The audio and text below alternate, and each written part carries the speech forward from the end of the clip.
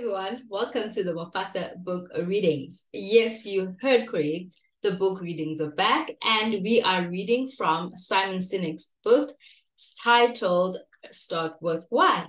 I hope you really enjoy the book, and let's get right into it. Chapter 9. Know why, know how, then what.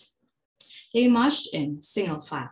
Not a word spoken. No one made any eye contact with anyone else. They all looked the same. Their heads shaved, their clothes gray and tattered, their boots dusty. One by one, they filled a large cavernous room, like a hangar from the science fiction movie. The only color was gray. The walls were gray. Dust and smoke filled the space, making even the air look gray. Hundreds, maybe even thousands of these drawn people sat on neatly organized benches. Row after row, a sea of gray conformity. They all watched a projection of huge talking head on the screen in front of the room that filled the entire wall. This apparent leader recited dogma and propaganda, stating proudly that they were in complete control. They had achieved perfection. They were free of pest, or so they thought. Running down one of the tunnels that led into the cavernous hangar, a lone blonde woman. She wore bright red shorts and a crisp white t-shirt. Like a lighthouse, her complexion, the color of her clothes seemed to shine through the gray. Pursued by security, she ran with a sledgehammer. This would not end well for the status quo. On January 22nd, 1984, Apple launched their Macintosh computer with their now famous commercial depicting an overland scene of a totalitarian regime holding control over a population and promised that 1984 won't be like 1984. But this advertising was much more than just advertising. It was not about the features and benefits of a new product. It was not about differentiating value proposition. It was for all intents and purposes a manifesto, a poetic ode to Apple's why. It was a film version of the individual rebelling against the status quo, igniting a revolution. And though their products have changed and fashions have changed, this commercial is as relevant today as it was 25 years ago when it was first aired. That's because a why never changes.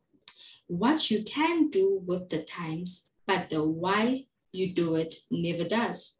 The commercial is one of the many things the company has done or said over the years to show or tell the outside world that they believe.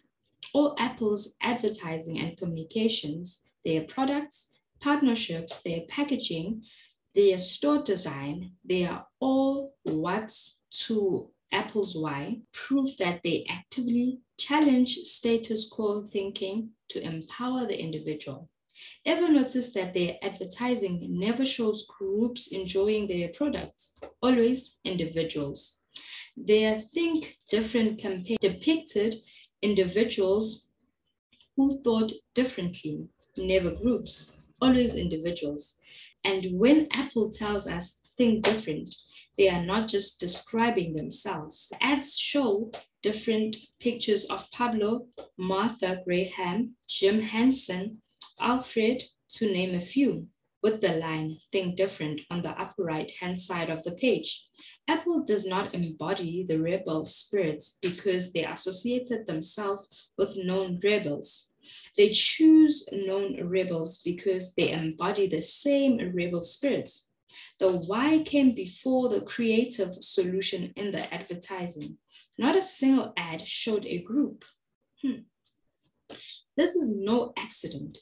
Empowering the individual spirit is why Apple exists. Apple knows their why, and so do we. Agree with them or not, we know that they believe because they tell us.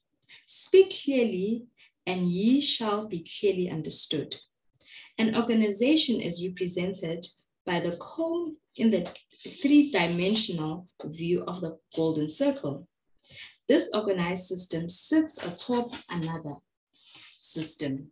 The marketplace is made up of the customers and potential customers, all press, the shareholders, all the competition, suppliers, and all the money. This system is inherently chaotic and disorganized. The only contact that the organized system has with the disorganized system is at the base, at the what level.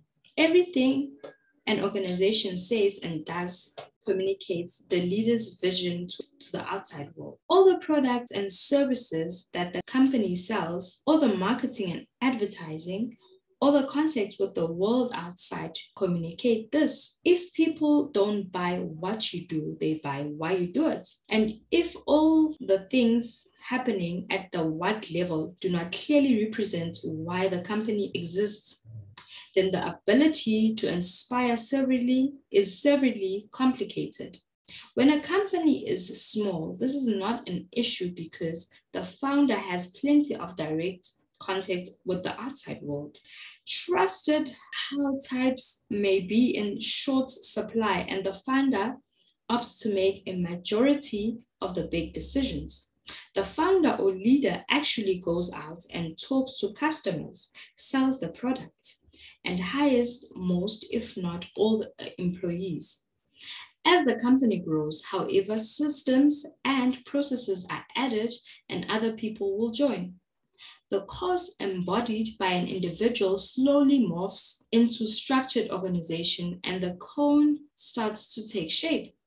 As it grows, the leader's role changes.